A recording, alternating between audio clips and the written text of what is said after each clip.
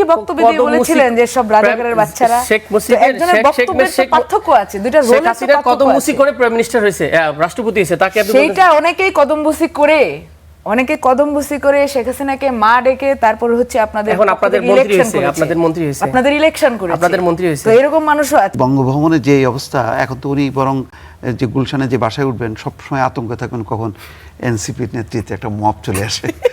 কি বলেন ভাই, মব বলেন ভাই, এটা হোয়াট ইজ দিস ভাই, এটা কি? না, এটা ফান করলাম। মানে যে কোনো ধরনের একটা, যে কোনো চল যাই আমরা ওই ফ্যাসিস্ট হাসিনার রাষ্ট্রপতিকে ধরতে যাই। যদি কোনো কিছু সেরকম থেকে থাকে এবং মিডিয়া সেটাকে এখন পর্যন্ত বের করতে না পারে, তাহলে সেটা মিডিয়ার ব্যর্থতা। এটা বিএনপির একটা প্ল্যানের অংশ। আমি তো বলতে পারবো না আই হ্যাভ প্ল্যানের মধ্যে এটা ছিল, বলবো যে এটা একটা জাস্ট পলিটিক্যাল স্ট্র্যাটেজিক্যাল প্ল্যান, যে কিভাবে কখন সরালে আমাদের এটা পরবর্তী ইলেকশনে গেইন করা যাবে। নেতা বদলায়, দল বদলায়, জন্ম নেয় নতুন দল, কিন্তু সাধারণ মানুষের ভাগ্য কি বদলায়? আশ্বাস আর প্রতিশ্রুতির ভিড়ে আমরা খুঁজব বাস্তবতার প্রতিফলন। আমাদের কাছে প্রশ্ন করা, দেশ ও মানুষের স্বার্থে প্রশ্ন করেই যাব। থাকবে মত এবং ভিন্ন মতের শ্রদ্ধা। স্টার নিউজ কড়া আলাপের সঙ্গে শান্তা শার্লিন। আজ কড়া আলাপে আমাদের সাথে অতিথি হিসেবে স্টুডিওতে উপস্থিত রয়েছেন তিনজন সম্মানিত অতিথি। শুরুতেই তাদের সাথে পরিচয় করে দিতে চাই। আমার ঠিক বাদিকে রয়েছেন মোস্তফা ফিরোজ, সাংবাদিক। আমার সাথে রয়েছেন মানসুর আলম, সংসদ সদস্য বিএনপি, যুগ্ম সাধারণ সম্পাদক জাতীয়তাবাদী ছাত্র দল, এবং রয়েছেন ডক্টর আতিক মুজাহিদ, সংসদ সদস্য জাতীয় নাগরিক পার্টি এনসিপি।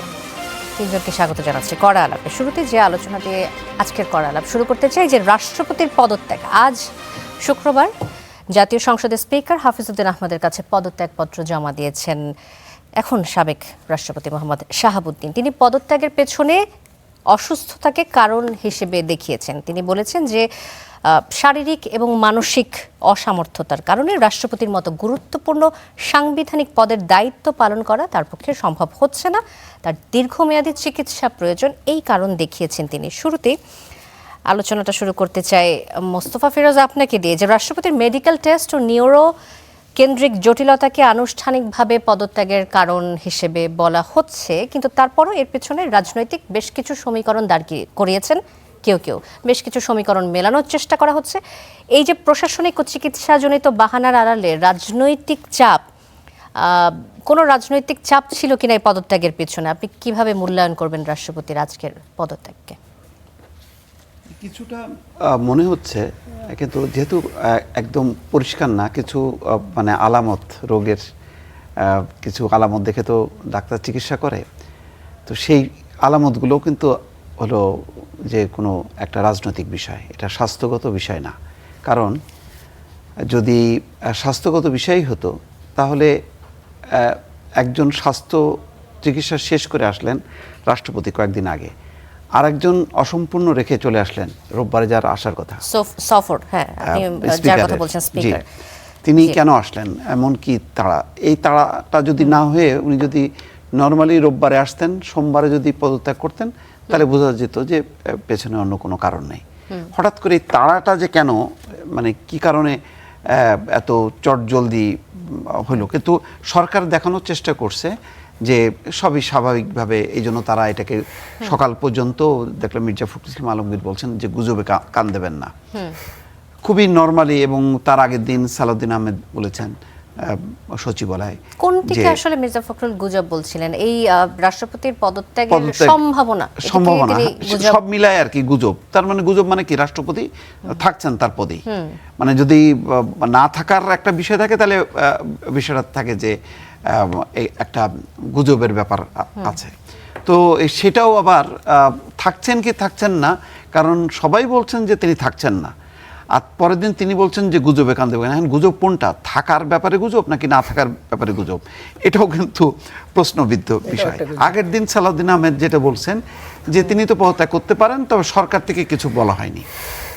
এটাই যদি থাকতো, শুধুমাত্র একটা জায়গায় ধাক্কা লাগে যে তাহলে স্পিকার হাফিজউদ্দিন আহমেদ কেন দুদিন আগে চলে আসলো? তাহলে কি তার চিকিৎসা, ঘটনাক্রমে চিকিৎসাও শেষ হলো? উনি মানে 12টার দিকে চলে আসলেন, আর 5টার দিকে এয়ারপোর্টেও কিন্তু তিনি বলছেন যে আমি তো কিছু জানি না কি হচ্ছে, কেন রাষ্ট্রপতি পদত্যাগ করবে, বা মানে একেবারেই খুবই শিশুসুলভ, মানে স্বাভাবিক হলে যেটা হয় তেমনটাই উত্তর, কিন্তু তার কয়েক ঘন্টা পরেই পদত্যাগ। তাহলে বোঝা যাচ্ছে যে এগুলি সবই সাজানো ছিল এবং সব গুলোই পরিকল্পিতভাবেই এগোচ্ছিল, কিন্তু মোটা দাগের বড় কোনো অভিযোগ কিন্তু নাই রাষ্ট্রপতির বিরুদ্ধে।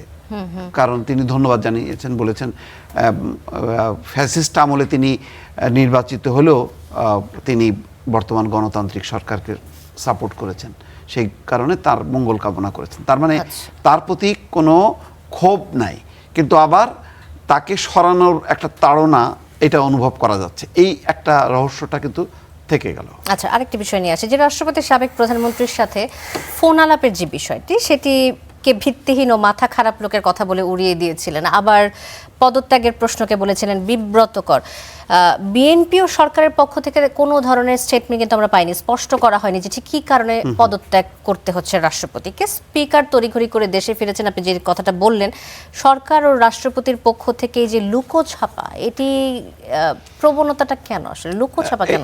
এই রহস্যটা সেখানে। এখন যে লন্ডনে যে ফোন আলাপ, আচ্ছা লন্ডনে এটা ফোন আলাপ যদি করেই থাকে, আমি ধরে নিলাম তর্কের খাতিরে, তো সমস্যাটা কোথায়? রাষ্ট্রপতির এখন যা তার অবস্থান যেটা, এবং বাংলাদেশের রাজনৈতিক প্রেক্ষাপট যেখানে, সেখানে কি শেখ হাসিনা বলতেন আপনি দেশে যান তাড়াতাড়ি, দেশে যে তার মানে এমার্জেন্সি ডিক্লেয়ার করেন? এই অবস্থাটা কি আছে? রাজনৈতিক পরিস্থিতি সেটা অ্যালাউ করে না। তো সুতরাং যদি করেও থাকে, এটাকে খুব একটা গুরুত্ব দেওয়ার ইয়ে নেই। কারণ 5 মাস নির্বাচিত হবার পরও এই বিএনপি সরকার 5 মাস তাকে কিন্তু কন্টিনিউ করতে দিচ্ছে। যদি এত আতঙ্ক থাকতো শাহাবুদ্দিন সাহেবকে নিয়ে, তাহলে তো আসার পরপরই আগে এই করতে ভাই রাষ্ট্রপতি তাড়াতাড়ি সরানো দরকার, নতুবা তো কখন কি ঘটায় ফেলে বলা যায় না। তো সেরকম তো মনে হয়নি। তো ফলে আবার দেখেন, যদি লন্ডনে যে কথা বলতে হবে কেন, এখানে তো দেশে আরেকজনের ফোনে হোয়াটসঅ্যাপ নিয়ে কথা বলতে পারে। এইটা আমার কাছে খুব একটা মুখ্য ব্যাপার না। কিন্তু কোনো একটা ব্যাপার আছে, সেই ব্যাপারটা আমরা আসলে সেখানে যাইতে পারতেছি না। কারণ সরকার যেভাবে স্বাভাবিকভাবে সব কিছু দেখানোর চেষ্টা করছে, কিন্তু মানে শেষ মুহূর্তে এসে ওই যে স্পিকার হাফিজউদ্দিন আহমেদ 2 দিন আগে চলে আসাটা, এবং একেবারে কিছুই জানছেন না দুপুরবেলায় নেমেও, সেটা একটু অস্বাভাবিক লাগে। জি, ধন্যবাদ মোস্তফা ফেরোজ। আবার আসবো আপনার কাছে। মানসুরা আলম, এই যে কোনো একটা ব্যাপার যেটা আমরা ধরতে পারছি না, এই ব্যাপারটা ধরতে যদি আমাদেরকে একটু সাহায্য করেন, যে মেয়াদ শেষ হওয়ার আগে রাষ্ট্রপতির পদত্যাগ, অসুস্থতার কারণে পদত্যাগ কয়েকদিন পরে করলেও কি খুব বেশি সমস্যা হতো কিনা, সেই প্রশ্নটি আসছে। এবং স্পিকারকে কেন সফর সংক্ষিপ্ত করে ফেরত আসতে হলো, এবং স্পিকার হাফিজউদ্দিন, জনাব হাফিজউদ্দিনের ব্যাপারে কিছুই জানেন না, এই সবগুলো বিষয়ে আসলে আমরা ডট মেলাতে পারছি না। আপনি যদি একটু সাহায্য করেন। সব কিছু যদি স্বাভাবিক থাকে এবং দেখা যায় যে সব কিছু স্বাভাবিক, তাহলে সেখানে অস্বাভাবিক কেন কিছু খুঁজতে হবে, সেটি হলো আমার প্রশ্ন। এখন রাষ্ট্রপতি কয়েকদিন আগে, সাবেক রাষ্ট্রপতি কয়েকদিন আগে তিনি গিয়েছেন স্বাস্থ্যের অবনতির জন্য, তিনি লন্ডন গিয়েছেন চিকিৎসা করতে। সেখান থেকে ফিরে তিনি সিদ্ধান্ত নিলেন যে তিনি পদত্যাগ করবেন। সেই সিদ্ধান্ত তিনি আগে জানাননি, আমরা আজকেই জানতে পারলাম যে তিনি সিদ্ধান্ত নিয়েছেন। বাতাসে অনেক কিছু ভেসে বেড়ায়, রাজনৈতিক প্রাঙ্গণের কিছু কথা হয়তো আগে থেকেই কোনো না কোনোভাবে কারো না কারোর মাধ্যমে মিডিয়ায় চলে আসে। মানুষজনের মধ্যে বাংলাদেশের মানুষ রাজনৈতিকভাবে খুবই সচেতন, স্বাভাবিকভাবেই তারা সেটাতে ইন্টারেস্ট রাখেন যে কী হচ্ছে দেশে, সেটার সম্বন্ধে আমার যাতে একটু আইডিয়া থাকে। তো সেই প্রেক্ষিতে কিন্তু রাষ্ট্রপতি আজকে তার অসুস্থতার কথা বললেন, তার স্বাস্থ্যগত ঝুঁকির কথা বললেন, এবং রাষ্ট্রপতি বাংলাদেশের সর্বোচ্চ সাংবিধানিক পদ, সেখানে একজন মানুষ স্বাস্থ্য ঝুঁকিতে থাকবেন বা তিনি, আমরা সবসময় দেখে এসেছি যে সাধারণত রাষ্ট্রপতি, আমরা এর আগে জিল্লুর রহমান সাহেবকে দেখেছি, তিনি খুবই অসুস্থ অবস্থায় রাষ্ট্রপতি ছিলেন। তো এই জায়গা থেকে এখন বাংলাদেশ যেভাবে চলছে গণতান্ত্রিক পদ্ধতিতে, এবং আপনি দেখবেন যে বাংলাদেশের সমস্ত সরকারি বেসরকারি যত অফিস, সব জায়গা থেকে কিন্তু কর্মচাঞ্চল্য অনেক বেশি। আমাদের জাতীয় সংসদ, সেটিও কিন্তু আগের চেয়ে অনেক বেশি প্রাণবন্ত, সবাই তাদের অ্যাক্টিভ রোল প্লে করছেন। তো সেই জায়গা থেকে রাষ্ট্রপতি ভেবে থাকতে পারেন যে তিনি আনফিট সেই জায়গায় কাজ করার। গুঞ্জনটা থামানো যাচ্ছে না যে লন্ডনের সাবেক প্রধানমন্ত্রী শেখ হাসিনার সাথে ফোন আলাপের গোয়েন্দা তথ্য এবং রাজনৈতিক চাপের মুখে এই সিদ্ধান্তটা তার কাছ থেকে আসেনি, এটাকে চাপ দেওয়া হয়েছে। সো এটা কি ডিপ্লোম্যাটিক ইলনেস নাকি রাজনৈতিক চাপের পরিণতি, বা আসলেই অসুস্থতা? আমরা আসলে কোনটা ধরে নেব? আমি এটাকে বলবো যে যদি কোনো কিছু সেরকম থেকে থাকে এবং মিডিয়া সেটাকে এখন পর্যন্ত বের করতে না পারে, তাহলে সেটা মিডিয়ার ব্যর্থতা। আমরা রাজনীতিবিদেরা ততটুকুই বলতে পারবো যতটুকু আমরা দেখি, যেটা ফ্যাক্ট আছে। এবং বাকি যদি এরকম কোনো কিছু থেকে থাকে যে হ্যাঁ সত্যি ফোন আলাপ হয়েছে, রাষ্ট্রপতি সেরকম কিছু বলেননি এবং অফিসিয়ালি আমরা এরকম কোনো ডকুমেন্টও পাইনি, সরকারের পক্ষ থেকেও কোনো কিছু সেভাবে সামনে আসেনি যে বলা যায় যে সে ধরনের ফোন আলাপ বা অন্য কোনো কারণে পদত্যাগ করেছেন তিনি। আমরা যতটুকু জানি, দেশের মানুষ এখন যতটুকু জানে, এবং স্বচ্ছতার প্রশ্ন যদি আসেন সেখানে খুবই স্পষ্টভাবে পদত্যাগ করে তিনি সেখান থেকে গিয়েছেন। তিনিও বলেননি যে তাকে জোর করে সেখান থেকে পদত্যাগে বাধ্য করা হয়েছে। এমন না যে তিনি বললে দেশের মানুষ হয়তো সেটাকে নেগেটিভলি রিয়্যাক্ট করতো, এরকম কিছু না। তিনি যদি সেরকম কোনো অসুবিধার মুখোমুখি হতেন, তিনি যদি কোনো থ্রেটের মুখোমুখি হতেন, তিনি সেটা বলতেন, কিন্তু তিনি সেরকম কিছু বলেননি। বরং তিনি শুভকামনা জানিয়েছেন, সেভাবেই গণতান্ত্রিক রাষ্ট্রকে, গণতান্ত্রিক পদ্ধতির সরকারকে তিনি শুভকামনা জানিয়ে কিন্তু তার পদত্যাগপত্র তিনি জমা দিয়েছেন। ধন্যবাদ মানসুর আলম। ডক্টর আতিক মুজাহিদ, 5 আগস্টের পর থেকেই আপনারা এই রাষ্ট্রপতির পদত্যাগ বা অপসারণের যে দাবিটি করে আসছিলেন, সেই দাবি আজকে বলা যায় যে ফলাফল আমরা দেখলাম যে এক ধরনের গন্তব্যে পৌঁছলো। আজ তিনি অসুস্থতার কারণে পদত্যাগ করলেন। আপনারা কি এটিকে নিয়মতান্ত্রিক পদত্যাগ হিসেবে দেখছেন, নাকি এটি আসলে আপনাদের দাবির মুখে বিদায় বলে ভাবছেন? বিএনপির ভূমিকার এখানে কিভাবে মূল্যায়ন করবেন আপনারা? এটা একটা সমঝোতার পদত্যাগ আর কি। বিএনপি তো সব সমঝোতার ভিত্তিতে করে, এটা একটা সমঝোতার পদত্যাগ।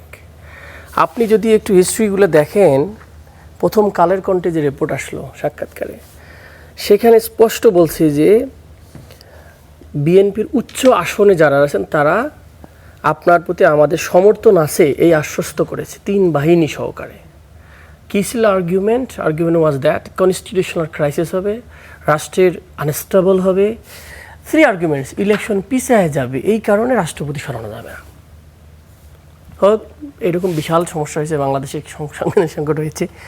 এবং ইলেকশনের পরে প্রথম যখন বক্তব্য আমাদের আসলো, পার্লামেন্টের আহ্বান করলেন রাষ্ট্রপতি, তথাকথিত রাষ্ট্রপতি, করার পরে আমাদের বিএনপির ভাইদেরকে দেখলাম মহামান্য বলতে বলতে, ধন্যবাদ দিতে দিতে পুরো পার্লামেন্টে যে কত আওয়াজ শেষ করেছে আমরা জানি না আর কি। হ্যাঁ, এবং উনি নিজেও বলেছেন, রাষ্ট্রপতি, তথাকথিত রাষ্ট্রপতি বলেছেন যে আমার দুঃসময় বিএনপি আমাকে শতভাগ সহযোগিতা করেছে। এবং আমাদের সম্মানিত প্রাইম মিনিস্টার সম্পর্কে বলেছেন হি ওয়াজ সো কর্ডিয়াল। তার মানে সো কর্ডিয়াল, সমর্থন দিয়েছে কঠিন সময়, দুঃসময়। আর ইন্ট্রিমের সময় তার হাঁসফাঁস হয়েছিল, ব্রেথিং নিতে কষ্ট হচ্ছিল, ইউনিস তাকে আলাদা করে রেখেছিল। তাহলে বিএনপির সময় তো পুরোটাই, তাহলে বলবো যে বিএনপির একজন ছিল আর কি। এখন ওই যে ফোন কল টোন কল এগুলো আসলে তেমন কিছু না আর কি। তো সুতরাং সব দিক দিয়ে যদি বলি, এটা বিএনপির একটা প্ল্যানের অংশ।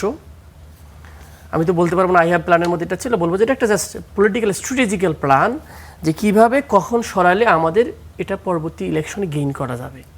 অনেক কথা আছে বাজারে প্রচলিত, তার মধ্যে একটা হলো যে আপনার যেহেতু কেয়ারটেকার গভর্নমেন্ট রিইনস্টল হয়েছে, এই রিইনস্টলও খুব মূল্যবান না। কারণটা কি, এখন যে প্রসেসে আছে বাংলাদেশ রাষ্ট্রটা, জাস্ট কেয়ারটেকার গভর্নমেন্ট হবে। কার মাধ্যমে নিয়োগ হবে কেয়ারটেকার গভর্নমেন্টের প্রধান? রাষ্ট্রপতির মাধ্যমে। রাষ্ট্রপতি কাকে নিয়োগ দিবেন? সর্বশেষ যে বিচারপতি থাকবে, সর্বশেষ যে বিচারপতি কাকে নিয়োগ দিবেন? বর্তমানে এক্সিস্টিং কনস্টিটিউশন অনুযায়ী রাষ্ট্রপতি দিবেন। রাষ্ট্রপতি কার পরামর্শ দিবেন? প্রধানমন্ত্রীর পরামর্শ দিবেন। তাহলে প্রধানমন্ত্রী কাকে দিবেন? তার সমর্থিত লোকেই দিবেন।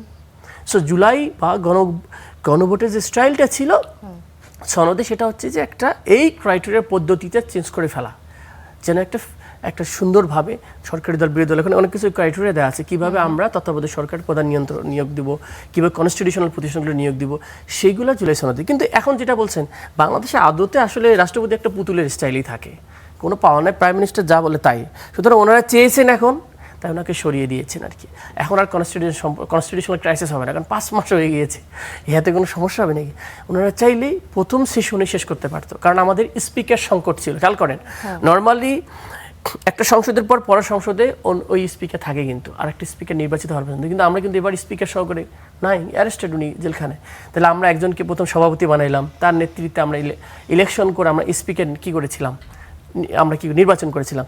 ঠিক ওই দিনে আমরা চাইলেই বিএনপি প্রস্তাব করলেই কিন্তু সেই দিনে আমরা রাষ্ট্রপতি নিয়োগ দিতে পারতাম, ইমপিচমেন্ট করতে পারতাম। নর্মালি একজন ফ্যাসিস্ট আমলের লোক, যার ব্যাপারে এত অভিযোগ, যে যখন দুর্নীতি দমন কমিশনে ছিলেন 11 থেকে 16 তখন উনি ওখানে এই জিনিসটাকে ধ্বংস করে ফেলছেন এবং উনি তার আগে 2-3টা ব্যাংকের উনি এবং এই রাষ্ট্রপতি হওয়ার আগে ইসলামী ব্যাংক, এক্সিম ব্যাংক, বিভিন্ন ব্যাংকের উনি ডিরেক্টর ছিলেন এবং এই যে টাকাগুলোর লেনদেন বা নজরুল সাহেবের ব্যাংক থেকে টাকা উঠে নিয়ে গেছে বাংলাদেশে, সেটার সাথে তো এই লোকের জড়িততা আছে অনেক।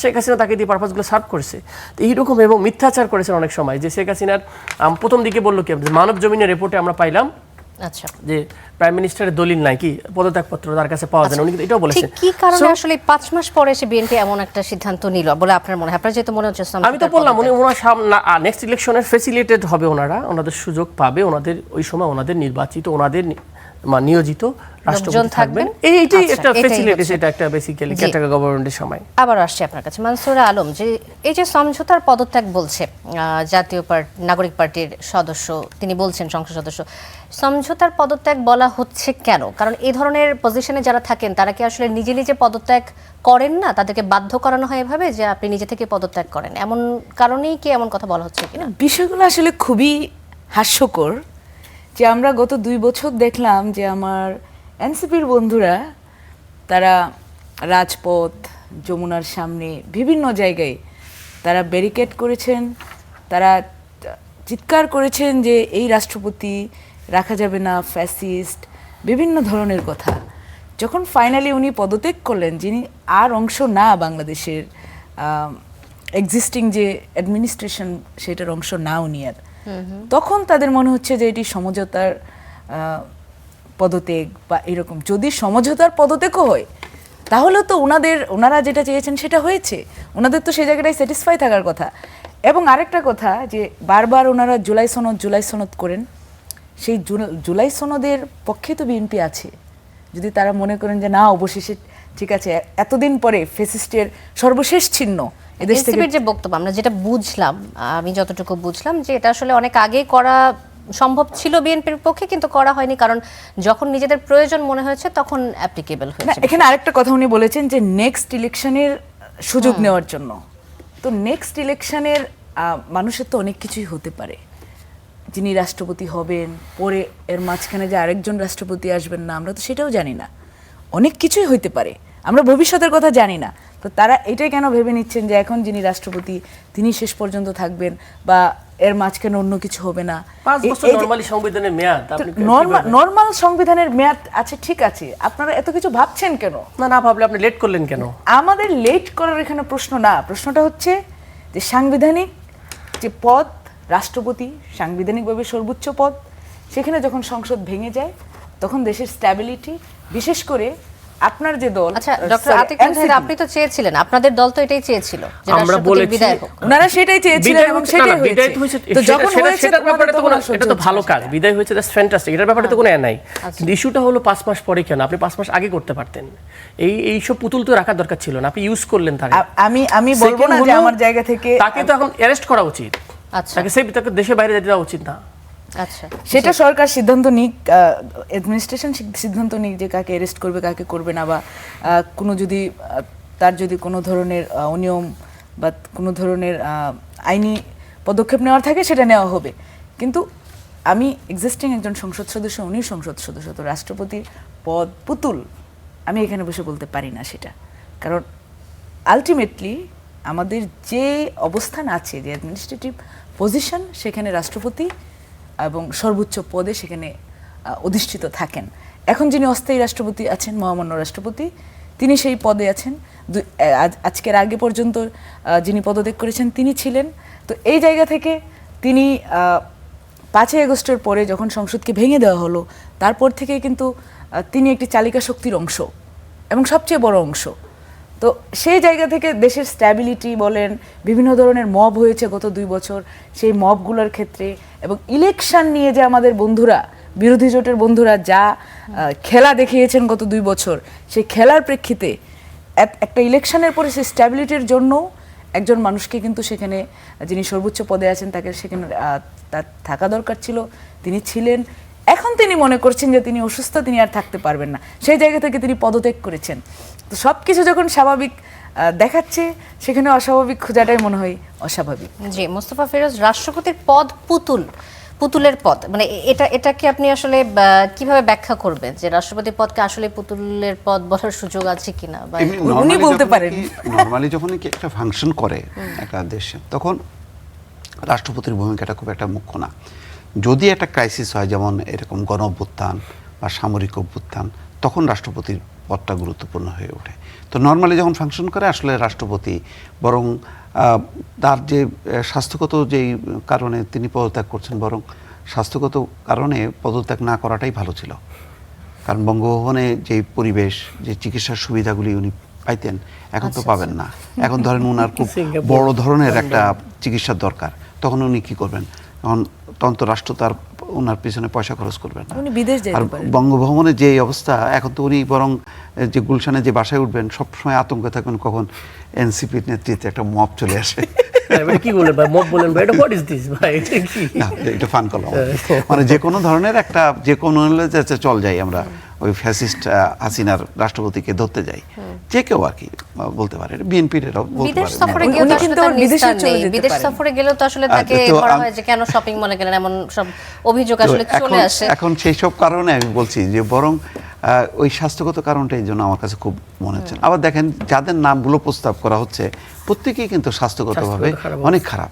বরং আমার দৃশ্য তো দেখেন, আপনি মির্জা ফখরুলের কথা বলেন বা ডক্টর মঈন খানের কথা বলেন, খন্দকার মোশাররফ কথা বলেন, ওনাদের অবস্থাও, ওনারা যদি পুরো মেডিকেল ট্রিটমেন্টের 1, 2, 3 করে হয়, উনি তো বেশ ডিটেলস দিয়েছেন পদত্যাগপত্রে, এই যিনি পদত্যাগ করলেন। কিন্তু ওনাদের যদি শারীরিক এগুলি আপনি বর্ণনা পান, তখন মনে করবেন যে হ্যাঁ, ওনারা বেঁচে আছেন কিভাবে, অথচ তারাই তো এখন নামে প্রস্তাবিত যে তারা রাষ্ট্রপতি হবেন। তো সেই হিসাবে আমার কাছে মনে হয় যে রাষ্ট্রপতি বরং ঝুঁকি নিলেন। মানে যদি এমনি স্বাভাবিকভাবে উনি ওনার দিক থেকে যদি পদত্যাগের যেই রিজনটা উনি দাঁড় করাইছেন, সেটা আমার কাছে ইয়ে নয়। উনি যদি মাঝে মধ্যে অচেতন হন, তো সমস্যা কী? আবার সচেতন হবেন, তখন স্বাক্ষর করবেন। কারণ ওনার তো প্রতিদিনকার প্রাইম মিনিস্টারকে যে পরিমাণ লোড নিতে হয়, মন্ত্রীদেরকে নিতে হয়, ইভেন এমপিদেরকে নিতে হয়, ওখানে কিচ্ছু না। বঙ্গভবনে তো সারাদিন পুরো বঙ্গভবনটা এত ঠান্ডা, পুরোটা গেছেন আপনি কখনো? জান নাই। একদম এখান থেকে সিঁড়ি আমার কয়েকবার সুযোগ হয়েছে আর কি। দরবার হল থেকে শুরু করে আপনি যত ভিতরে ঢুকতে থাকবেন, পুরোটাই কিন্তু এয়ার কন্ডিশন। তো ফলে এত সুন্দর একটা চমৎকার জায়গা, এবং ঘোরার, এখন দেখেন উনি ঘুরতেও পারবেন না। উনি যে নামবেন, কোন পার্কে যাবেন, কখন কে এসে হানা দেয়, আর উনি তো বঙ্গভবনে এত বিস্তৃত জায়গায়। তো ফলে বরং এখন তিনি কিন্তু ঝুঁকি নিলেন। আরেকটা বিষয়টা হলো যে দেখেন, ওই যেটা বলা হচ্ছে যে ওনাকে যে অ্যারেস্ট করা হবে বা বলা হচ্ছে গ্রেপ্তার করা হোক, মানে উনি কোন সংবিধানের কোন কোন ধারা লঙ্ঘন করা হয়েছে? হ্যাঁ, যে কথাগুলি বলছেন, না, উনি কিন্তু কয়েকটা পয়েন্ট করছেন। বরং ওই পয়েন্টগুলো যদি আনা হয় সেটা অন্য, কিন্তু সেটা তো আউট অফ রাষ্ট্রপতির আগের দায়িত্বে। রাষ্ট্রপতির দায়িত্ব পালন থেকে শুরু করে এই পর্যন্ত উনি কি কি লঙ্ঘন করছেন, সেরকম তো কোনো ইয়ে নাই, পয়েন্ট নাই। উনি কি মানে গত 5 মাসের মধ্যে কি এমন কোনো মতলব আসছিল যে, বা প্রমাণ আছে যে তিনি এমার্জেন্সি ডিক্লেয়ার করতে পারেন, বা তার কথিত এই তালিকায় তো ধরেন সেনাপ্রধানের নামও নিয়ে আসা হয় যে সেনাপ্রধান ওয়াকারুজ্জামান, তারপরে এই শাহাবুদ্দিন, ওনার হচ্ছে একজোট। তাহলে এখন ওনাকে করা হয়েছে, তারপরেই কি দাবি উঠবে যে তাহলে ওয়াকারুজ্জামানকেও স্যাক করা হোক এবং তাকে অ্যারেস্ট করা হোক? শোনেন, এখন বিএনপি, আমি যেটা মনে করি, একটা দল এত বড় সংখ্যাগরিষ্ঠতা নিয়ে আসে, সে তার রাষ্ট্রপতি চাইবে না? এখন এই রাষ্ট্রপতি থাকলেও যিনি এখন তার দল থেকে যাকে দেবেন, তিনি যা করবেন, এই রাষ্ট্রপতিকে দিয়েও কিন্তু আগামী ওই যে তত্ত্বাবধায়ক সরকার ব্যবস্থা প্রবর্তন সব কিন্তু একই কাজ করাবেন। এগুলি কোনো কারণ না। এটা হলো একটা স্বাভাবিকভাবে একটা বিএনপি নেতৃত্বে একটা সরকার আছে, সেই সরকারের মাথার উপরে কেন আওয়ামী লীগ আমলের নিযুক্ত একজন রাষ্ট্রপতি রাখবে? 5 মাস তো হয়েছে, ঠান্ডা হয়েছে, এখন তো ঠান্ডা হয়ে গেছে, এখন তো আর ওই যখন তখন মবের কোনো সংখ্যা নেই। সুতরাং এখন একটা শান্তিপূর্ণ পরিবেশের মধ্যে দিয়ে একটা পরিবর্তনটা হলো। সেই পরিবর্তনের মধ্যে কিছুটা ওই যে লুকোচুরিটা আছে, ওইটা না করলেও চলতো। এই আজকে পদত্যাগ না করে স্পিকার রোববার আসতো, সোমবারে পদত্যাগ করলে কিন্তু আজকে আমরা আলোচনার কিন্তু এই যে কিছু বের করার যে চেষ্টা করছি আমরা, সেটাও হয়তো করতে পারতাম না। আচ্ছা, ধন্যবাদ ডক্টর আতিক মুজাহিদ। দুর্নীতিতে স্পষ্ট প্রমাণ আছে, আপনি বলছিলেন, হয়তো বা আপনাদের দলের প্রধান বলছিলেন, এবং তিনি এনসিপির আহ্বায়ক নাহিদ ইসলাম সাবেক রাষ্ট্রপতির পদত্যাগের পর গ্রেফতারের দাবি তুলেছেন, কিন্তু আপনাদের কাছে কি কি আসলে স্পষ্ট প্রমাণ রয়েছে সাবেক রাষ্ট্রপতির বিরুদ্ধে? প্রথম কথা হলো, আপনি যখন রাষ্ট্রপতি ছিলেন আপনার সময় গণহত্যা হয়েছে, শিশু থেকে শুরু করে সর্বোচ্চ শ্রেণীর মানুষের। আপনার ভূমিকাটা কি ছিল? You are silent, it means you appropriate. আপনি যদি এতই ভালো হইতেন তাহলে আপনার তো পদত্যাগ করার কথা ছিল।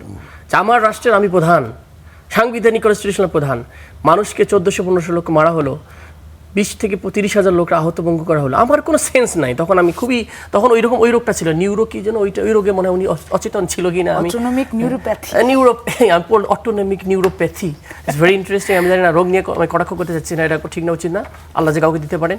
36 দিন উনি মনে তাহলে অজ্ঞাত ছিলেন, হয়তো অন্যভাবেই ছিলেন, অথবা দেখি নাই। আচ্ছা, প্রাইম মিনিস্টার যে বলে দেখা যাবে না, শোনা যাবে না, উনিও তো এটা করেছিলেন। না হলে একটা নর্মাল মানুষ কখনো এটা মেনে নিতে পারেন রাষ্ট্রপ্রধান। 2 নাম্বার, উনি মিথ্যাচার করেছেন সাংবিধানিক কনস্টিটিউশনের 50, 53, 52, এটাই তো মেনলি আপনার রাষ্ট্রপতির যে বিধি স্পষ্ট। যদি উনি কিন্তু একটা মিথ্যা কথা বলেছে, মিথ্যা নিয়ে করে, আমাকে হাসপাস করা হয়েছে, আমাকে প্রাইম মিনিস্টার কি বলে, ওই তৎকালীন শেখ হাসিনা নাকি ওনাকে কি দেয় নাই, লেটার জমা দেয়নি, এগুলো কিন্তু মিথ্যা। তাহলে একবার বলছে দিছে, একবার বলে দেয় নাই, তাহলে কি এটা মিথ্যাচার হইল না? একটা কনস্টিটিউশনাল হেড হয়ে আপনি মিথ্যাচার করেন কিভাবে? ঠিক আছে, তো এইটা একটা ইস্যু। এবং আপনি দেখেন, এবং আমাদের কিন্তু বর্তমান যে ভারপ্রাপ্ত রাষ্ট্রপতি উনি বললেন কি, মাফিয়া সরকারের সময় ছিল। হোয়াট ডাজ ইট মিন? উনি কিন্তু আজকে স্টেটমেন্ট ওনার, মাফিয়া সরকারের সময় যদিও উনি ছিলেন, তারপরে উনি গণঅভ্যুত্থানের পরবর্তী সরকারকে সাপোর্ট দিয়েছেন। আজব জিনিস, একটা মাফিয়া গোষ্ঠীর আবার টপে ছিল, উনি আবার ভালো হয় কিভাবে? না, সেটা 5 মাস পরে বুঝতে পারলো সরকার। 5 মিনিট বসার কিছু নাই তো, ওনাকে আপনি যা লেখাবেন, ওনার তো বক্তব্য পর্যন্ত ওনার লিখে দেওয়া হয় মন্ত্রী পরিষদ থেকে। উনি যে বক্তৃতা করেছেন খুব চমৎকার, আমরা তো ওয়ার্কআউট করেছি পার্লামেন্ট, উনি তো ওই সময় ছিলেন না। ওই বক্তৃতা তো মানে মন্ত্রী পরিষদ থেকে লেখা, মানে এটা মানে হচ্ছে সরকার কি চায় তাকে দিয়ে কি বলাবে। আমি কোন পুঁতি কি অর্থে পুতুল বললাম যে সরকার তাকে যেভাবে বলবে সেভাবেই বলতে বাধ্য, কারণ ওনার সব কিছু সাংবিধানিকভাবে বলা আছে, কনস্টিটিউশন অনুযায়ী তাকে প্রাইম মিনিস্টারে কনসালটেশন করে চলতে হবে। আচ্ছা, সব কিছু কনসালটেশন মানে প্রাইম মিনিস্টার যা বলবে তাই করতে হবে। এইটাই তো বাংলাদেশের একনায়কতন্ত্র, বা আমরা যেটা বলছি ফেসিড সিস্টেম কেমনি কাঠামোগত হয়েছে, এর কারণটা হচ্ছে কোনো পাওয়ার ব্যালেন্স নাই, সব কিছু প্রাইম মিনিস্টার সেন্ট্রিক। বিকজ এটাকে এইভাবে কনস্টিটিউশনটা বানানো হয়েছে, প্রাইম মিনিস্টার যা তা করতে পারবে। আচ্ছা, রাষ্ট্রপতি সব কিছুই তার আন্ডারই। এখন যদি সাবেক রাষ্ট্রপতিকে অপসারণ করার পরে গ্রেফতার না করা হয় এবং সরকারের পক্ষ থেকে এই গ্রেফতার কর্মসূচি না করা হয়, আপনাদের অবস্থান কি হবে? এনসিপি যারা অনেক দিন ধরে আসলে পদত্যাগের দাবি করে আসছিলেন বা চান, আপনারা এখন দাবিও করছেন যে তাকে গ্রেফতার করতে হবে, বিচারের আওতায় আনতে হবে, যে দাবিগুলো আপনাদের সব সময় ছিল, এখন আপনাদের আচ্ছা, তাহলে আপনি যদি তাকে গ্রেফতার না করেন তাহলে শেখ হাসিনা গ্রেফতার করার দরকার নেই। কারণটা কি? কারণ আপনি যেহেতু সেম দৃষ্টিত, কারণটা হচ্ছে কি, সে রাষ্ট্রপতি ছিল, সে প্রধানমন্ত্রী ছিল, দুইজন মিলেই তো কাজগুলো করছে। তাহলে আপনি তাহলে রাষ্ট্রপতিকে অ্যারেস্ট করতে দিচ্ছেন না। তাহলে আমি বলি পুতুল পজিশনে আছে, তাহলে তার মানে পুতুল লোক যেই থাক, তার মানে সে তো প্রাইম মিনিস্টারের আন্ডারেই ছিল। আবার ওনারা অভিযোগ করতেছে লন্ডনে গিয়ে প্রাইম মিনিস্টারের গত শেখ হাসিনার ফোন দিয়েছে, তার মানে একই এক্সিস্টিং কানেকশন আছে। যে লোকের ব্যাপারে আপনারা অভিযোগ করতেছেন, নিউজ তো ডেইলি স্টার বলেন, অভিযোগ তার মানে হচ্ছে গোয়েন্দা সংস্থা যে রিপোর্টের কথা বলতে রেফার করতেছে, এটা গোয়েন্দা সংস্থা রেফার করে যে নিউজ করলো, এটা ফ্যাক্ট না, তাহলে আপনি ফ্যাক্ট করেন, তার বিষয় হচ্ছে। তাহলে যদি কমিউনিকেশন থাকে, একটা হত্যাকাণ্ডের সাথে জড়িত একটা ব্যক্তি ব্যাংকের এখানে মানি লন্ডারিং সাথে জড়িত, আপনি এটাকে ক্লিন শিট দিয়ে দিচ্ছেন, তাকে আপনি আমি যে বলছি বিগিনিং, তাহলে সমঝোতা করে তাকে বলছেন যে আপনাকে সেফ এক্সিট দিব, আপনার ব্যাপারে কোনো ইনভেস্টিগেশন হবে না, সুতরাং আপনি এখন সরেন, আপনারা আমাকে সাপোর্ট দিচ্ছেন, আমরা আপনাকে সাপোর্ট দিছি, অথবা আওয়ামী লীগের সাথে কোনো নেগোসিয়েশন আছে বিএনপির, আমরা বুঝবো। একটা পিওর লোক তাকে কীভাবে রাখবেন?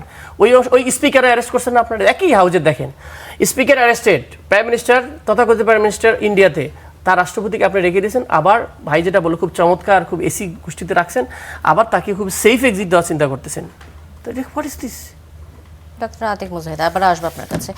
মানসুর আলম, আপনার কাছে আসতে চাই যে সরকার, বিএনপি সরকার কি রাষ্ট্রপতিকে সেফ এক্সিট দিচ্ছে কিনা, এই অভিযোগ তুলেছেন ডক্টর আতিক মুজাহিদ। আপনি আপনার মন্তব্য জানাবেন।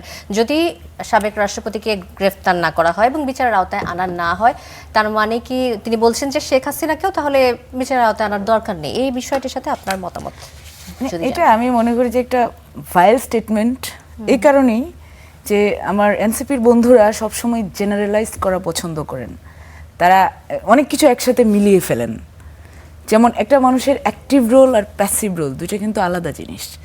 শেখ হাসিনা কিভাবে সেগুলো ইনিশিয়েট করেছে, কিভাবে বক্তব্য দিয়েছে জুলাইয়ে, তার বক্তব্যের প্রেক্ষিতেই কিন্তু জুলাই তৈরি হয়েছে। আলটিমেটলি সেই গ্রাউন্ড তৈরি হয়েছিল দুইটা মানুষের, এবং যিনি অ্যাডমিনিস্ট্রেশনের উনি প্রধানমন্ত্রী, এবং তার প্রধানমন্ত্রীর জায়গা থেকে সে যেভাবে নির্দেশ দিয়েছে, নির্দেশ দিতে পারে, রাষ্ট্রপতির সেই জায়গাতে কিন্তু প্যাসিভ রোলে ছিলেন। তো এখন মানে সম্পর্ক ছিল না এরকম? সম্পর্ক ছিল না তা না, কিন্তু রোলটা তো প্যাসিভ। তিনি কি বক্তব্য দিয়ে বলেছিলেন যে সব রাজাকারের বাচ্চারা? একজনের বক্তব্যের তো পার্থক্য আছে, দুইটা রোলের তো পার্থক্য আছে। কদমবুসি করে প্রাইম মিনিস্টার হয়েছে, রাষ্ট্রপতি হয়েছে, তাকে আপনি সেইটা অনেকেই কদমবুসি করে, অনেকে কদমবুসি করে শেখ হাসিনাকে মা ডেকে তারপর হচ্ছে আপনাদের এখন আপনাদের মন্ত্রী হয়েছে, আপনাদের মন্ত্রী হয়েছে, আপনাদের ইলেকশন করেছে, আপনাদের মন্ত্রী হয়েছে। তো এরকম মানুষও আছে। দুইটা জেনারেলাইজ করতে চাচ্ছি না আমি বলতে চাচ্ছি যে দুইটা রোল সম্পূর্ণ আলাদা। তো অমুকের বিচার করছি না বলে শেখ হাসিনার বিচার হবে না। শেখ হাসিনার বিচারের সাথে কারো বিচারের কোনো পার্থক্য নেই, সেটা সম্পূর্ণ একটি আলাদা বিচার, আলাদা একটা মানুষ। এবং সব মিলিয়ে বাংলাদেশের এই যে জুলাইয়ে, আপনারা তো নিজেদেরকে জুলাইয়ের ধারক বাহক মনে দাবি করেন, এবং সেই জায়গা থেকে আপনারা যখন এই ধরনের বক্তব্য দেন যে শেখ হাসিনা অমুকের বিচার, রাষ্ট্রপতি জুলাই গণঅভ্যুত্থানের সময় মাসুদ আলম, রাষ্ট্রপতি গণঅভ্যুত্থানের সময় এই যে নিশ্চুপ ছিলেন, এই কারণে তাকে কি বিচারের আওতায় আনা উচিত কি উচিত না, এই বিষয়ে আপনার মন্তব্য জানাবেন। রাষ্ট্রপতি নিশ্চুপ ছিলেন, রাষ্ট্রপতি তার নিজের রোলে ছিলেন হয়তো, যেটা প্যাসিভ রোল আমরা বলি যেটা। এছাড়া অনেকেই নিশ্চুপ ছিলেন, অনেক প্রতিষ্ঠান নিশ্চুপ ছিল, অনেক প্রতিষ্ঠান নিরপেক্ষ ছিল। আমরা তো সবাইকে দেশ থেকে বের করে দিই নাই, তারা তাদের কাজ করছে, তাদের কর্ম করেই তারা এগিয়ে যাচ্ছেন।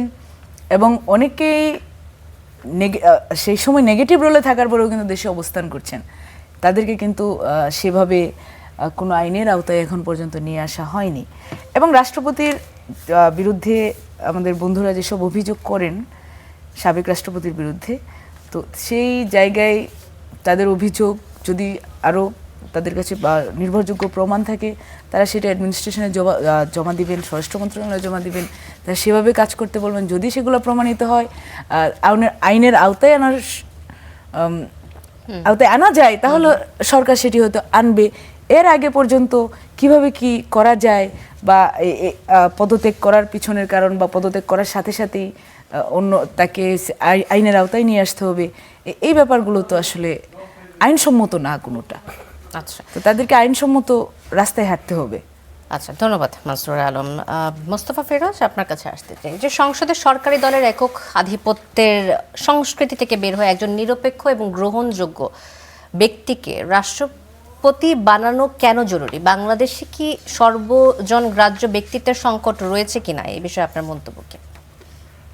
না, সেটা তো সরকার যে কাউকে পারে, এখানে কোনো সমস্যা নেই যে উনি দলেরই রাখতে হবে কেন। এর আগে তো ইয়াজউদ্দিন সাহেব ছিলেন, তাকে করা হয়েছিল, যদিও সেটা বিপর্যয় 1/11-এর সময় তিনি বিএনপির বিপক্ষেই চলে গেছিলেন। তো সেরকম দৃষ্টান্ত আছে, শিক্ষাবিদ এরকম বাংলাদেশে উদাহরণ আছে, সুতরাং সেটা বানাতে পারে। কিন্তু একটা জিনিস দেখেন, যে আলোচনাটা আমরা করলাম, একটা অর্নামেন্টাল একটা জায়গায় তাকে আপনি একেবারে যেভাবে হাসিনার মতনই তাকে দায়িত্ব দিতে যাচ্ছেন, তাহলে এই বিএনপির সময় ধরেন যদি তেমন একটা রাজনৈতিক সংঘাত তৈরি হয়, তো তখনও তো রাষ্ট্রপতি থাকবে একজন, তো তাকেও কি তিনিও যা তারেক রহমানও তাই একইভাবে আপনি মাপবেন? নেপালে যে হলো, নেপালের রাজাকে আপনি উচ্ছেদ করলেন না কেন? ওখানে তো রাজা আছেন একজন, তো রাজা তার দায়িত্ব পালন করলো না কেন? ওখানে কেউ বলছে যে রাজারও ফাঁসি দিতে হবে বা তাকেও অ্যারেস্ট করতে হবে? হয়নি। এরকম পৃথিবীর যেগুলি আপনার এটা মানে পার্থক্য করতে হবে আর কি, সব একসাথে গুলাই ফেললে হবে না। রাষ্ট্রপতির রোল কি আর প্রধানমন্ত্রীর রোল কি? আমাদের সংবিধানে যদি আমরা এই যে রাষ্ট্র সংস্কার যদি হয়, যদি প্রেসিডেন্ট যদি সত্যি অ্যাক্টিভ হয় এরকম প্রধানমন্ত্রীর মতন, তখন আপনি তার দিকে আঙুল তুলতে পারেন। তাহলে প্রধান বিচারপতি, ওই সময় প্রধান বিচারপতি কে ছিল তার নাম তো কখনোই শুনলাম না যে তাকেও, সেও তো করতে পারতো। কোর্ট থেকে একটা সুপ্রিম কোর্ট থেকে ওবায়দুল হাসান করতে চাইছিল, হ্যাঁ, কোর্টে সে পালাইছে। তো যাই হোক, তার নাম কিন্তু ওইভাবে আসে নাই যে তাকেও মানে ধরা হোক। এরকম কিছু কিছু ব্যাপার থাকে। আসলে মেইন দায়িত্বটা হয় যারা নির্বাচিত হয় এবং সরকার যারা হয় তাদেরই। তো এখন সামনের যদি এই অবস্থাটা তৈরি হয়, যদি এই রকম দাবি করা হয়, তাহলে দেখা যাবে যে বলবে যে ওরে বাপরে, এই রাষ্ট্রপতির পদই দরকার নেই, একটা অর্নামেন্টাল পোস্টে যাব, সেখানেও আমি আমার এই রাজনৈতিক ক্রাইসিসের এইরকম জায়গায় আমাকে দায়ী করা হবে, একটা সমস্যা হবে। সুতরাং সেই জায়গাগুলো আমাদেরকে ঠিক করতে হবে আর কি। এখন দাবি আমি করতে পারি, দাবির এটা কতটুক পর্যন্ত আমি করব, কতটুক করব না, সেটাও আমাকে ঠিক করতে হবে। নতুবা কিন্তু দেশে কিন্তু সারা সময় আপনার একটা অশান্তি লেগে যাবে, এবং এই অশান্তির জন্যই কিন্তু কমানোর জন্যই কিন্তু বিএনপি একটু সময় নিয়ে পরিবর্তনটা করছে। বিএনপি একটা স্ট্র্যাটেজিক ডিসিশন right, নিয়েছে যাতে- বলে মনে করেন কিনা আপনি? এবং সেই সাথে বর্তমান রাজনৈতিক অর্থনৈতিক প্রেক্ষাপটে বাংলাদেশে আসলে কেমন রাষ্ট্রপতি দরকার এই মুহূর্তে? এই মুহূর্তে এখন পর্যন্ত যেই সিস্টেমে আছে, একজন ভালো মানুষ, সৎ মানুষ, যোগ্য মানুষ, যাতে এমন একজনকে নিয়োগ দেওয়া উচিত যার প্রতি সত্যি সাধারণ মানুষের একটা শ্রদ্ধা থাকবে। অর্নামেন্টাল পোস্ট মানে তো আপনি যাকে তাকে দিতে পারেন না। যেমন শাহাবুদ্দিন সাহেবদের যখন দেওয়া হয়েছিল, তখন কিন্তু আওয়ামী লীগের ভেতরেই কিন্তু সমালোচনা ছিল যে আরও যোগ্য লোক থাকতে তাকে কেন দেয়া হলো। হ্যাঁ, আব্দুল হামিদের সময় কিন্তু এই আলোচনাটা হয়নি, ইয়াজউদ্দিনের সময় আলোচনা হয়নি। সুতরাং এখন বিএনপি তার শ্রেষ্ঠ মানুষটাকে, ভালো মানুষটাকে, সৎ মানুষ, যোগ্য মানুষ এবং সবার মানুষ মোটামুটিভাবে শ্রদ্ধা করে, সর্বজনের কাছে গ্রহণযোগ্য এরকম একজন ব্যক্তিকে দেওয়া উচিত। জি, ধন্যবাদ। মানসুর আলম, ভারতের আন্দোলন নিয়ে একটু কথা বলতে চাই। যে ককরোচ জনতা পার্টি, সিজেপি নিয়ে যে আলোচনাটা আসছে, যে ভারতের ককরোচ আন্দোলনে দায়িত্বশীলদের মুখ থেকে আসা তেলাপোকা, এই একটি শব্দকে ঘিরে সাধারণ মানুষের মধ্যে যে একটা ক্ষোভ তৈরি হয়েছে, সাধারণ শিক্ষার্থীদের মধ্যে ক্ষোভ তৈরি হয়েছে। বাংলাদেশেও ঠিক 2 বছর আগে আমরা একই ঘটনা দেখেছিলাম, এবং এটার একটা বেশ ভালো রকম প্রতিফলন আমরা হয়তো দেখছি, এবং আমরা সবাই অনেক মিল খুঁজে পাচ্ছি। এই যে দায়িত্বশীলদের শব্দ চয়নে অসাবধানতা, এটি কি শুধুমাত্র ব্যক্তিগত ভুল, নাকি এটা আমাদের রাজনৈতিক আচার আচরণ ব্যবহার এরকমই আসলে, এই যে কারণে এই প্র্যাকটিসটা রয়ে গেছে? সেটা সম্বন্ধে আসলে এখানে যা বলছি সেটা হচ্ছে, শেখ হাসিনা যখন এই শব্দ চয়ন করেছিল, সেটি শুধু একটি নির্দিষ্ট গোষ্ঠীর মধ্যে ছিল না, কিছু মানুষের মধ্যে ছিল না, সেটি ওভারঅলি অনেক মানুষের কাছে সেই শব্দ পৌঁছে গিয়েছিল। এবং একটি কমিউনিটিকে না, বরং বহু মানুষকে, যে শিক্ষার্থীরা আন্দোলন করেছিল, সে বিভিন্ন মতের, বিভিন্ন ধর্মের, বিভিন্ন রেসের মানুষ একসাথে। তো এই জায়গায় যখন আপনি একটা শব্দ দিয়ে অনেক মানুষকে এক করে ফেলেন, তখন সেটি একটি কালেকটিভ সমস্যা হয়ে দাঁড়ায় সবার জন্য। এবং ইন্ডিয়ায় এই যে ককরোচ জনতা পার্টি যেটা তৈরি হয়েছে, সেই শব্দটা থেকেই তৈরি হয়েছে। যদিও আমি মনে করি যে দুইটি আন্দোলন, ওইদিকে আন্দোলন চলছে, এবং দুইটি আন্দোলনের একটা বেসিক পার্থক্য আছে। পার্থক্যটা হচ্ছে, আমরা বাংলাদেশে আমি দেখলাম যে পুলিশ সেখানে কিভাবে আচরণ করছে। পুলিশ যখন পানি ছুড়ছে, বা পুলিশ যখন ছত্রভঙ্গ করারও চেষ্টা করছে, সেটিও কিন্তু একটি গণতান্ত্রিক পদ্ধতিতে, বা সেখানে একটি ইমপ্যাথির ব্যাপার ছিল। কিন্তু আমাদের ছাত্র জনতা পুলিশের সেই রূপ দেখতে পায়নি। আমাদের ছাত্র জনতা পুলিশের সরাসরি গুলিতে মারা গিয়েছিল। তো দুটি আন্দোলনের অনেক পার্থক্য, দুটো দেশের স্ট্রাকচারে পার্থক্য। ইন্ডিয়া এত বড় একটি দেশ, এবং সেখানেও কিন্তু স্টেট ভিত্তিক দেশ, যেখানে বাংলাদেশের আমরা এক সেন্ট্রালাইজড কক্ষ বিশিষ্ট সংসদ দিয়ে আমরা চলি। দুটি জিনিসে আসলে অনেক পার্থক্য এক জায়গাতে, একভাবে দেখার সুযোগ নেই। আচ্ছা, একভাবে দেখছেন না মানসুর আলম। ডক্টর আতিক মুজাহিদ, আপনি আসলে ভারতের এই আন্দোলনকে, সিজেপির আন্দোলনকে বাংলাদেশের আন্দোলনের সাথে কোনো মিল খুঁজে পান কিনা? মানসুর আলম বলছিলেন যে পুলিশের মধ্যে যে আচরণ দেখেছেন সেটা এমপ্যাথি নজরে আসছে, বাংলাদেশের পুলিশের মধ্যে সেটি ছিল না, আমরা সবাই একমত।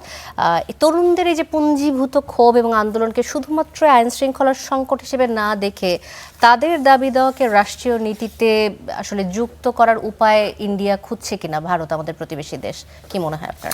ধন্যবাদ। আমি একটু জাস্ট ভাই কথা বলি যে অভ্যুত্থানের পরপরে কিন্তু মানে আপনার যে ওবায়দুল সাহেবের কথা বললেন, ওরা তো শপথবদ্ধ আওয়ামী লীগ ছিল আর কি, নিজেরাই বলতো আর কি।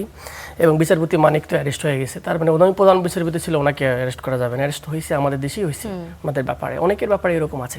মেইন কথা হচ্ছে কেউ ক্রিমিনাল বাংলাদেশ বিরোধী রাষ্ট্রের মানে জনগণ বিরোধী দাঁড়ালে তার ব্যাপারে অ্যাকাউন্টেবল করতে হবে, that should be the approach. উনি যেটা বললো পেসিভ রোল মানে that is a role, passive or active. কিন্তু শেখ হাসিনার রোল, ওই সময় শেখ হাসিনার রোল এবং রাষ্ট্রপতির রোলকে কি আপনি সমানভাবে দেখতে পারেন? এক্সিকিউটিভ হেড হিসেবেই তো থাকে, রাষ্ট্রপ্রধান হিসেবে, সেই জায়গা থেকে বলা, এটা তো রেটোরিক হিসেবে বলা। বিষয়টা কি, যেহেতু ওনাকে কেন ছাড় দেওয়া হবে, ওনার বেশি ইনভেস্টিগেশন করা হবে না, সে স্পিকারকে ধরা হয়েছে, সবাইকে ধরেছেন তো আপনারা, তাহলে ওনাকে বাদ দিয়ে দিয়েছেন কেন, ওনাকে ইউজ করেছেন আপনারা, সেই জায়গা থেকে বলা। এটা হচ্ছে যে আপনাকে আধিক্যের যদি বলা হয়েছে। আচ্ছা, এখন আসি ইন্ডিয়ার বিষয়টা। আমাদের দেশের সাথে অনেক জায়গায় কিছু জায়গায় মিল আছে, যেমন বাংলাদেশে রাজাকার টার্মিনোলজি মানে কি, বাংলাদেশকে দুই ভাগে বিভক্ত করা হইতো, একটা হচ্ছে স্বাধীনতার পক্ষের শক্তি, স্বাধীনতার বিপক্ষের শক্তি। শুধুমাত্র আওয়ামী লীগ ছিল স্বাধীনতার পক্ষের শক্তি, সাথে বাম কিছু ইউনুমেনন গোষ্ঠী যারা ছিল ওনাদের চামচা তারা, আর পাশাপাশি সবাই বিএনপি জামাত আর সাধারণ মানুষ সবাই হচ্ছে কি রাজাকার। এইটাই তো ছিল ন্যারেটিভ।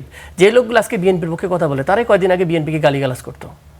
এই যে অনেক বুদ্ধিজীবী দেখেন না, সবাই তারেক রহমানের গালিগালাজ করতে হবে, অনেক নিউজ কাটা আছে, তারা এখন চেঞ্জ হয়ে গেছে, বুকে পাথর চেপে ধরে তারা এখন স্বাধীনতার পক্ষের শক্তি বিএনপির পক্ষে হয়ে গেছে। এই ডিভিশন করে মানুষকে মারা হতো, ডিহিউম্যানাইজ করা যায়। সেম জিনিস ইন্ডিয়াতে একটা ফ্র্যাকশন হয়েছে। ইন্ডিয়াতে ফ্র্যাকশনটা ঠিক একই স্টাইলে দেখবেন, হিন্দু মুসলিম ফ্র্যাকশন করে মানুষকে মারার চেষ্টা করে, প্রো মুসলিম, এবং ওখানে চারটা কাস্ট প্রবলেম যেটা আর কি ওনাদের, দলিত হরিজন যে শ্রেণীগুলো আছে।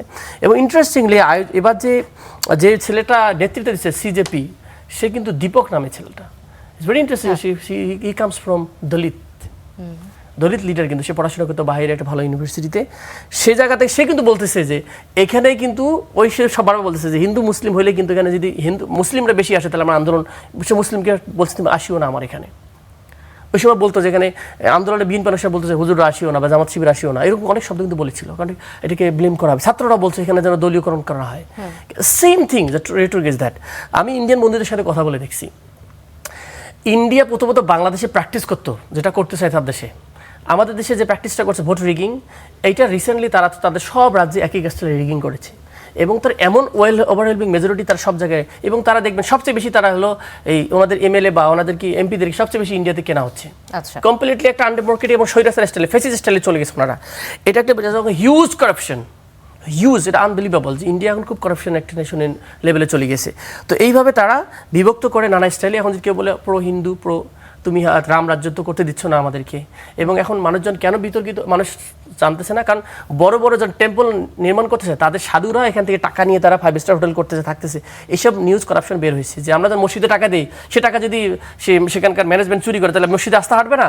ঠিক এই টেম্পল নির্মাণ করতে গিয়ে ওনারা এই জায়গায় হচ্ছে টাকা করাপশন হয়েছে। তো এইগুলো রিজনমেন্ট, চাকরি নাই, ইয়াংরা ফোর্স হয়েছে, দেখছে যে এইভাবে হতে পারে না, ভোট দিয়ে এক জায়গায় ভোট যায় আরেক জায়গায়। ওভারঅলি বাংলাদেশেও এরকম সিমিলার জিনিস ঘটেছে, বাট আমার কাছে মনে হয় ওনারা আমাদের এখানে প্র্যাকটিস করেছে, তারপরে ওনাদের ওখানে গিয়ে অ্যাপ্লাই করছে। বাংলাদেশ খুব সাকসেসফুলি অনেক জায়গায় করছে, ওনারা হয়তো অনেক জায়গায় এখন পর্যন্ত এইভাবে করতে পারে নাই। এইটা হচ্ছে ওভারঅল ইন্ডিয়ার অবস্থা। ভারতের এক লেখক অরুন্ধতী রায়, তিনি লেখিকা বলেছিলেন যে ওখানে যে আন্দোলনটা হচ্ছে তাদের মধ্যে মুসলিমরা এসছে এমন কথা বলার সুযোগ নেই, হিন্দু অনেক মানুষ এসছেন, তাহলে আলাদা করে আসলে ধর্মভিত্তিক আন্দোলন বলার সুযোগ নেই। বেশিরভাগ হিন্দু, আমি ওনার লেখাটা পড়েছি, আমি লেখাটা প্রথম আলোতে পড়েছি। উনি বলছে যখন আশার আলো হতাশ হয়ে গেছে মানুষ, তখন হঠাৎ করে কোথা থেকে যেন আসলো। ঠিক আছে, উনি স্টার্টিংটা এরকমই। উনি বলছে যে এটা তো উনিও এখানে অ্যানালাইসিস করেছে, যদি এটাতে মুসলিমনেস থাকতো। কিন্তু সাহস করে উনি একটা কথা বলছে যে এখানে দলিত ওই ছেলেটা বলেছে যে মুসলিমরাও মানে মানুষ, যে একটা এইরকম আচরণ, যে মুসলমানদেরকে যেভাবে ডিহিউম্যানাইজ করা হয়েছে, ওই কথাটা একটু উনি দেখবো ওখানে আছে, যে মুসলিমদের কথা সে কিন্তু অ্যাপ্রোচ করেছে যেখানে সবাই এটা ওন করতে পারে, যে আমরাও যেখানে বলছি যে সবাই মিলে বাংলাদেশ, ইনক্লুসিভ বাংলাদেশ। এই আন্দোলনের সময় মোমবাতি জ্বালাইছে, হিন্দুরা করেছে, মুসলিমরা নামাজ পড়েছে, দোয়া করেছে, নানা স্টাইলে যে হতে পারে সেটাকে সে অ্যাড্রেস করেছে। আচ্ছা, আমার কাছে অবশ্য মনে হয়েছে তার লেখাতে যেটা উঠে এসছে যে মুসলিমরা চলে আসলে আন্দোলনটাও আসলে অন্যদিকে চলে যায়, এটার মোটিভটা অন্যরকম থাকে। কিন্তু যখন হিন্দুরা চলে আসছে তখন সেখানে মোটিভ হয়তো একটাই হতে পারে যে অনেক বেশি বিশৃঙ্খলা দেখতে পাচ্ছে, যেটা সাধারণ মানুষ নিতে পারছে না। এই ব্যাপারে আপনার মন্তব্য জানতে চাই মোস্তফা ফেরোজ। এখানে একটা অসাম্প্রদায়িক মানে আমি বেশ কিছু মানুষের বক্তব্যও দেখলাম, স্টুডেন্টদের, যে বিজেপি তো আসলে হিন্দু মুসলিম ডিভিশন করে এই দেশ চালাইছে, এবং সংখ্যাগরিষ্ঠ হিন্দুদের সেন্টিমেন্টে বারবার মুসলমানদের বিরুদ্ধে মানে বিষোদ্গার করতে করতে তাদের ওই সেন্টিমেন্টটাকে দিয়েই তারা এখন তারা অনুভব করতেছে যে আসলে সংকটটা হলো অর্থনীতির, সংকটটা বেকারত্বের, দারিদ্র্যের, এইটাকে চাপা দেওয়ার জন্য তারা বারবার ধর্মের বিষয়টা আনে। এখন তরুণরা তো অনেক ফাস্ট, তারা ইন্টারনেটের সাথে যুক্ত, তারা বুঝতে পারছে যে এই বিভাজনের মধ্য দিয়ে এই শাসকরা তারা একটা দুঃশাসন কায়েম করছে। সুতরাং তার বিরুদ্ধেই কিন্তু মানে ধর্ম বর্ণ নির্বিশেষে সবাই কিন্তু এখন ওই যন্তর মন্তরে একাট্ট হয়েছে এবং আন্দোলন করতেছে। এবং এই আন্দোলনের আজকে প্রভাবটা 7টা রাজ্যে ব্যাপকভাবে হয়েছে। পশ্চিমবঙ্গেও যেই শুভেন্দুদের যেই মাস্তানি ছিল এবং তারা যে পরিমাণ লণ্ডভণ্ড করছিল নির্বাচনের পর থেকে, এখন কিন্তু ঘুরে দাঁড়ানো শুরু হয়েছে। তো আমার ধারণা যে যতই ভারত হচ্ছে রাজ্যভিত্তিক একটা মানে দেশ হোক না কেন, তারপরেও একটা যেহেতু আপনি দেখেছেন যে এই ককরোচ জনতা পার্টির তাদের ফলোয়াররা প্রায় 3 কোটি, যেটা বিজেপি সবচেয়ে বড় রাজনৈতিক দল তার 2 কোটির থেকেও আরও বেশি, 1 কোটি প্লাস। তো সুতরাং তাদের একটা আওয়াজ দিল্লি থেকে তারা যে আওয়াজটা দিচ্ছে, সেই আওয়াজটা কিন্তু বিহারে চলে যাচ্ছে, বিভিন্ন রাজ্যে রাজ্যে চলে যাচ্ছে। তো সুতরাং এই আন্দোলনটা চলমান থাকবে। এটা হয়তো শিক্ষামন্ত্রীকে দিয়ে শুরু হয়েছে, তার পদত্যাগ, কিন্তু এটা খুব দ্রুতই যে কোনো সময় নরেন্দ্র মোদীর পদত্যাগেও নরেন্দ্র মোদী একদিন সময় নিয়েছেন এবং কিছুটা নমনীয় সুর আমরা দেখতে পাচ্ছি। দুপুরের মধ্যে তারা জানাবে, কিন্তু সেটা হয়তো আপাতত এটা নিবলেও এতগুলো ইস্যু সামনে চলে আসবে। কৃষকরা এখন আন্দোলন করবে, অন্য সম্প্রদায়, কারণ সরকার এখন কিন্তু কোণঠাসা অবস্থায়। যখনই দেখবে যে সরকার দুর্বল হয়ে গেছে, তখন অন্যান্য মানুষরা তারা কিন্তু আর চুপ থাকবে না। মুসলমানরাও তাদের বিরুদ্ধে যে নির্যাতন নিপীড়ন হয়েছে, তারাও এখন বিক্ষোভ করবে, কৃষকরা করবে, শ্রমিকরা করবে, ছাত্রদের তো এই ইস্যুগুলো, বেকারত্বের ইস্যুগুলি এত প্রবল, এইগুলি এত কিছু সামাল দিতে পারবে না। আচ্ছা, আরেকটি বিষয় নিয়ে আসে যে ক্ষমতার শীর্ষস্থানে থাকলে যারা নীতি নির্ধারক রয়েছেন তাদের মধ্যে কি এক ধরনের অহংবোধ তৈরি হয়ে যায় কিনা, যে এক ধরনের জনবিচ্ছিন্নতা তৈরি হয়, যার ফলে তারা তরুণদের মনস্তত্ত্ব বুঝতে পারেন না। আমি একজন ইনফ্লুয়েন্সারের একটা ভিডিও দেখছিলাম গতকাল, সেই ভিডিওতে তিনি বলছিলেন যে শেখ হাসিনা অবস্থান করছেন এই মুহূর্তে, ইন্ডিয়ান ইনফ্লুয়েন্সার, তিনি বলছেন যে শেখ হাসিনা অবস্থান করছেন এই মুহূর্তে দিল্লিতে, তো নরেন্দ্র মোদীর উচিত যে শেখ হাসিনার কাছ থেকে জানতে চাওয়া যে কি কি ভুল তিনি করেছিলেন, যাতে তিনি সেই ভুলগুলো না করেন। সেটা আরো ডেঞ্জারাস হবে। আচ্ছা আচ্ছা, কারণ শেখ হাসিনা তো মনে করেন না তার ভুল হয়েছে, সে বলবে যে তুমি কেন লাঠি মারতেছো, তুমি তো গুলি চালাবা, আরো ভয়ঙ্কর, আমি তেমন ভাবে গুলি করতে পারিনি, তোমার উচিত হলো আরো বেশি করে একেবারে তছনছ করে দাও, দরকার হয় ক্ষেপণাস্ত্র ছোড়ো যন্ত্র মন্ত্রে, সেই পরামর্শটা দেবে। এটা আরো বিপজ্জনক হবে। আমার মনে হয় যে নরেন্দ্র মোদী এতটা বোকা না, কিন্তু সেটা হলো মিল, দেখেন অনেকগুলো মিল। ঠিক এই শেখ হাসিনা লম্বা সময় থাকতে থাকতে যেমন তার জনপ্রিয়তা হারাইছে, নরেন্দ্র মোদীর অবস্থাটাও এখন অনেকটাই তেমন। একেবারে পুরোপুরি বলবো না, কারণ বিজেপির তারপর একটা জনগণের একটা ভিত্তি আছে, কিন্তু দেখেন সেই মিডিয়া উপরে বাংলাদেশে যে অবস্থাটা তৈরি হয়েছে, সেখানেও তাই। আমি অনেকগুলো মিডিয়া দেখলাম যে তাদেরকে বের করে দিচ্ছে, ইন্ডিয়া টুডে থেকে শুরু করে বড় বড় এনডিটিভি, তাদেরকে থাকতেই দিচ্ছে না। তার মানে কি, দীর্ঘদিন স্বৈরশাসন থাকলে মিডিয়া, প্রশাসন, পুলিশ, আর্মি সব যে একাট্টা হয়ে যায়, আজকে তার একটা রূপ আমরা কিন্তু সেখানে দেখছি। সেখান থেকে আমরা স্বৈরশাসনের বিরুদ্ধে বা স্বৈরশাসন কেমন হয় সেটা বাংলাদেশ এবং ইন্ডিয়া মিলায় আমরা একটা শিক্ষা নিতে পারি।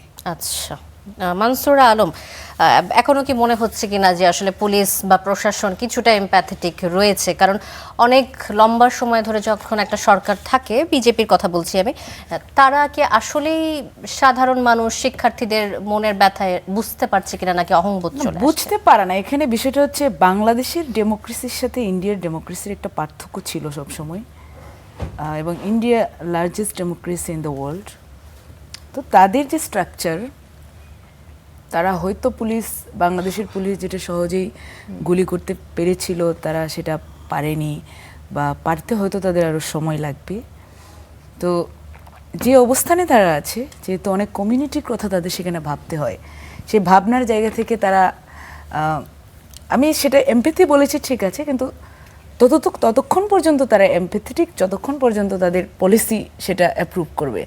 যদি তাদের পলিসি বা রাষ্ট্রীয় অ্যাডমিনিস্ট্রেশন বলে যে না এখন তোমাদের গুলি করতে হবে, তারা তো গুলি করতেই সেখানে ছুটে যাবে। তো যতটুকু মনে হচ্ছে যে এখন পর্যন্ত যেহেতু তারা সেরকম ড্রাস্টিক কোনো সিদ্ধান্তে যায় নাই, তার মানে হচ্ছে সরকার হয়তো এখনো একটা নেগোসিয়েশনের মুডে আছে। যে আমরাও প্রথম দিকে দেখেছিলাম যে এই ধরনের কিছু চলছিল, যে শিক্ষার্থীরা আন্দোলন করছিল, সরকার এই কেয়ার করছে না, এরকম একটা অবস্থা থেকেই কিন্তু একটা বক্তব্য শেষে দিয়ে দিল। এবং সেই বক্তব্যই কিন্তু গণ অভ্যুত্থানকে মূলত উস্কানির যে শুরুটা, সেই উস্কানিটা কিন্তু সেখান থেকে এসেছে। এবং আমি ইন্ডিয়ার, আমার দৃষ্টিতে আমি যতটুকু দেখি, তরুণীরা যখন জেগে ওঠে, এক এক দেশের তরুণদের ভাইব এক এক রকম, ওদের ভাইব একরকম, আমাদেরটা আরেক রকম ছিল। কিন্তু মূলত পৃথিবীর সমস্ত লড়াই সংগ্রাম, যেগুলো বড় সংগ্রাম হয়েছে, সেগুলো তখনকার সময়ের তরুণদের দিয়ে কিন্তু লিড হয়েছে। তো এখন ইন্ডিয়াও যদি কোনো চেঞ্জ হয়, সেটা তরুণদের হাত ধরেই হবে। এই আন্দোলনে সরকার পতনের সম্ভাবনা দেখেন কিনা? একেবারে শেষ পর্যায়ে রয়েছে। এটা আমি আসলে বলতে পারবো না যে এটাতে কতটুকু পতনের সম্ভাবনা আমি দেখি কিনা। এখানে তরুণরা, তাদের সরকারের সাথে তাদের সম্পর্ক, সরকার তাদেরকে কিভাবে দেখছে, বিভিন্ন অন্যায় অনাচারের মধ্য দিয়ে দীর্ঘদিন যদি কোনো পার্টি ক্ষমতায় থাকে, তারা স্বৈরাচারী একটা সময় গিয়ে হয়ে ওঠে, এবং সেই জায়গা থেকে তারা আসলে এই তরুণদের মনস্তাত্ত্বিকতা কতটুকু ধারণ করতে পারবে, এবং সেইভাবে তাদের চিন্তা চেতনাকে কোনো দিকে ড্রাইভার্ট করতে পারে কিনা, এবং যদি না পারে সেটার ফলাফল কি হয়, সেটা তো আমরা বাংলাদেশে দেখেছি। তারাও দেখে শিখবে কিনা সেটা তাদের উপর। ধন্যবাদ মানসুর আলম, ধন্যবাদ মোস্তফা ফেরোজ, এবং ধন্যবাদ ডক্টর আতিক মুজাহিদ, আপনাদের তিনজনকে কড়া আলাপে আসার জন্য। দর্শক, শেষ করছে কড়া আলাপ। অনেক ধন্যবাদ এতক্ষণ সাথে থাকার জন্য।